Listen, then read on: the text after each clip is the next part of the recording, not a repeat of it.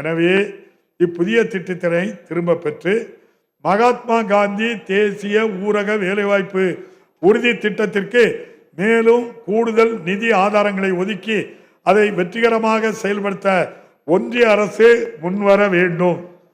71 தமிழ்நாடு அரசின் திட்டங்களில் முத்தாய்ப்பானதாக கலைஞர் மகளிர் உரிமை திட்டம் அமைந்தது என்றதால் மகளிர் விடியல் பயண திட்டம், புதுமை பெண் திட்டம், பத்திரப்பதிவில் பெண்களுக்கான கட்டண சலுகை என மகளிர் மேம்பாட்டிற்காக இந்த அறிமுகப்படுத்திய திட்டங்களை அடுக்கிக் கொண்டே செல்லலாம். இவ்வாறாக மகளிர் நலன் மற்றும் மேம்பாட்டிற்காக இந்த அரசு செயல்படுத்தி வரும் பல்வேறு நல திட்டங்களில் பெரும்பான்மையான மாநிலத்தின் சொந்த நிதியில் இருந்து மட்டுமே செயல்படுத்தப்படுவது என்பதும் இந்த அரசுக்கு மேலும் பெருமை சேர்க்கும் ஒன்றாகும். 78 தமிழ்நாடு மீனவர்களின் பாதுகாப்பிற்கு இந்த அரசு அதிக முன்னுரிமை அளித்து வருகிறது. பாக் வளைகுடாவின் பாரம்பரிய மீன்பிடி பகுதிகளில் மீன்பிடி தொழிலில் ஈடுபடும் போது வழி தவறி இலங்கையின் கடல் எல்லைக்குள் நுழைய நேரிடும் நிகழ்வுகளில் சர்வதேச எல்லையை கடப்பதாக கூறி இலங்கை கடற்படையினர் தமிழ்நாட்டு மீனவர்கள் கைது செய்யப்படுகின்றனர். பின்னர் மாநில மற்றும் ஒன்றிய அரசுகளின் நடவடிக்கைகளால் அவர்கள் விடுவிக்கப்பட்டாலும் இடைப்பட்ட காலத்தில் அவர்கள் சிறைவாசத்தை அனுபவிக்கும் நிலையும், மீனவர்கள் விடுவிக்கப்பட்டாலும் அவர்களின் விடுவிக்கப்படாத நிலையும் நிலவுவதால் அவர்களின் வாழ்வாதாரம் மிகவும் பாதிக்கப்படுகின்றது. இந்த நீண்டகால பிரச்சனைக்கு தீர்வு காண்பதற்கான பேச்சுவார்த்தை நடத்திட கூட்டு பணிக்குழுவை மீண்டும் உயிர்ப்பித்திடவும் இருதரப்பும் ஏற்றுக்கொள்ளக்கூடிய நிலையான தீர்வை எட்டிடவும் ஒருங்கிணைந்த முயற்சிகளை ஒன்றிய அரசு மேற்கொள்ள வேண்டும் என்று இந்த அரசு வலியுறுத்தி வருகிறது. பல்வேறு நிதி நெருக்கடிக்கு இடையே ஒன்றிய அரசு உறுதியளித்தபடி உரிய நேரத்தில் தனது பங்கை விடுவிக்கும் என எதிர்பார்த்து சென்னை மெட்ரோ ரயில் திட்டத்தின் 2ஆம் கட்ட பணிகளை தடைபடாமல் நடைபெறுவதற்காக மாநில அரசே தனது சொந்த நிதியில் இருந்து திட்டத்திற்கு தேவையான நிதியை உரிய நேரத்தில் முன்னதாகவே விடுவித்து வந்தது. ஆனால் ஒன்றிய அரசு தனது பங்குகளை விடுவிப்பதில் ஏற்பட்ட காலதாமத்தால் கடந்த 2 ஆண்டுகளாக மாநிலத்தில் மற்ற பணிகளுக்கு நிதி ஒதுக்கீடு செய்வதில் பாதிப்பு ஏற்பட்டுள்ளது.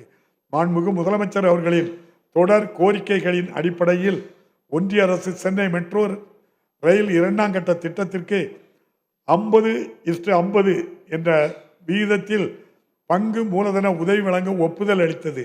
இந்நிலையில் இத்திட்டத்திற்கான நிதியினை உரிய நேரத்தில் ஒன்றிய அரசு விடுவிக்கும் எனில் இத்திட்ட பணிகள் திட்ட காலக்கெடுவிற்கு முன்னதாகவே முடிக்கப்படும். தற்போது 74 தற்போது சென்னைக்கு அடுத்தபடியாக அதிவேகமாக வளர்ந்து வரும் 2ஆம் நிலை நகரங்களான கோயம்புத்தூர் மற்றும் மதுரை மாநகரங்களில் மெட்ரோ ரயில் திட்டத்தின் தேவையை உணர்ந்து அங்கு மெட்ரோ ரயில் திட்டத்தை நிறைவேற்ற வேண்டும் என இந்த அரசு முடிவு செய்தது.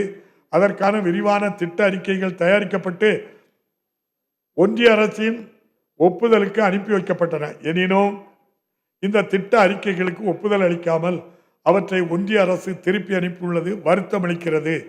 கோயம்புத்தூர் மற்றும் மதுரை நகர மக்களில் 20 லட்சத்துக்கும் குறைவான மக்கள் தொகையை உள்ளதால் இத்திட்ட அறிக்கைகளுக்கு ஒப்புதல் அளிக்கப்படவில்லை என ஒன்றிய அரசு விளக்கம் அளித்துள்ளது. தகுதியின் அடிப்படையில் மற்ற மாநிலங்களில் அனுமதிக்கப்பட்ட நகரங்களுடன் ஒப்பிடும்போது அவற்றை விட பெரிய நகரங்களான கோவை மற்றும் மதுரை மெட்ரோ ரயில் திட்டங்களை நிராகரித்திருப்பதன் மூலம் மெட்ரோ ரயில் திட்டத்திலும் தமிழ்நாட்டை ஒன்றிய அரசு மாற்றாந்தாய் மனப்பான்மையுடன் அணுகும் நிலையே காணப்படுகிறது. 75 ஒன்றிய அரசின் கல்விக் கொள்கையில் வரையறுக்கப்பட்ட மும்மொழி பாடத்திட்டத்தை இந்த அரசு ஏற்கவில்லை. இதனால் தமிழ்நாட்டிற்கு விடுவிக்கப்பட வேண்டிய மானியங்கள் நிறுத்தி வைக்கப்பட்ட போதும் அதனால் பெரும் நிதிச்சுமை ஏற்பட்ட போதும் ஒன்றிய அரசின் மும்மொழி பாடத்திட்டத்தை ஏற்பதில்லை என்பதை பல்வேறு தருணங்களில் இந்த அரசு தெளிவுபடுத்தி வந்துள்ளது. இருமொழி பாடத்திட்டம் என்பதே தமிழ்நாட்டின் கொள்கை என்பதை இந்த அரசு வெளியிடப்பட்டுள்ள தமிழ்நாடு மாநில கல்விக் கொள்கையில் உறுதியாக எடுத்துரைக்கப்பட்டுள்ளது. 1968ஆம் ஆண்டு பேரறிஞர் அண்ணா அவர்கள் வகுத்து தந்த இருமொழி கல்வி திட்டத்தினை நாம் நமது இரு கண்கள் போல காத்து வருகிறோம். நாம் உயிர்வோடும் உணர்வோடும் கலந்துள்ள செந்தமிழை காப்பதில் சமரசம் என்ற பேச்சுக்கே இடமில்லை.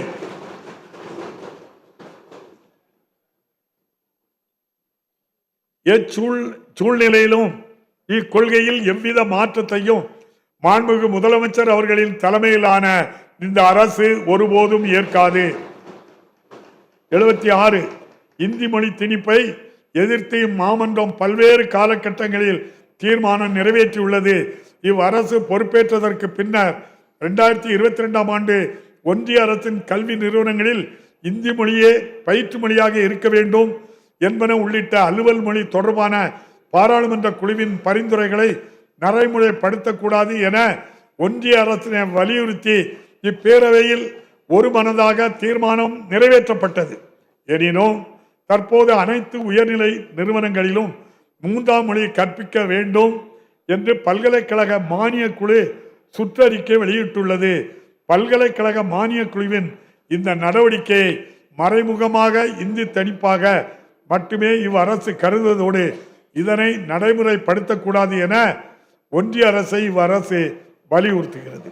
77 இவ்வகையில் உயர்தனி செம்மொழியின் பெருமையினை உலகறிய செய்திடவும் தமிழ்நாட்டின் உரிமைகளை போராடி பாதுகாத்திடவும் தமிழ் மக்களின் பெருங்கனவை நிறைவேற்றிடவும் எந்நாளும் ஓயாது உழைத்திட மாண்புமிகு முதலமைச்சர் அவர்களின் தலைமையிலான இந்த அரசு உறுதி பூண்டுள்ளது குறித்து நான் மனமாற பாராட்டுகிறேன். நாட்டின் பிற மாநிலங்களும் பின்பற்றும் வகையில் தமிழ்நாடு அரசு கடந்த 5 ஆண்டுகளில் அறிமுகப்படுத்திய பல வெற்றிகரமான திட்டங்கள் அனைத்துமே மக்களின் தேவையை அறிந்து அவர்களது வளமான வாழ்வு நலன் கருதியே வடிவமைக்கப்பட்டுள்ளன.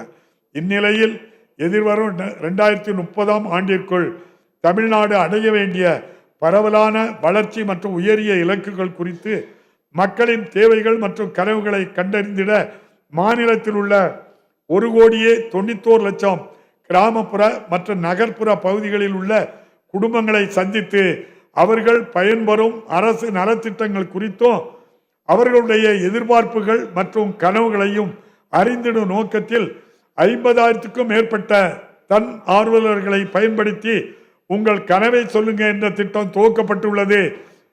கடைகோடி தமிழரின் கனவுகளையும் கருத்துக்களையும் கண்டறிந்து எதிர்வரும் 5 ஆண்டுகளில் தமிழ்நாடு வளர்ச்சி பாதையில் விரைந்து பயணித்திட மாண்புமிகு முதலமைச்சர் அவர்களின் தலைமையிலான தமிழ்நாடு அரசு முழு முயற்சியில் ஈடுபட்டுள்ளது. அந்த முயற்சி வெற்றி பெற என்னுடைய வாழ்த்துக்களை தெரிவித்துக் கொள்கிறேன். 79 அனைவருக்கும் மீண்டும் ஒரு முறை எனது இனிய பொங்கல் நல்வாழ்த்துக்களை தெரிவித்துக் கொண்டு மகாகவி பாரதியாரின் காலத்தால் அழியாத கவிதை வரிகளுடன் எனது உரையை நிறைவு செய்கிறேன்.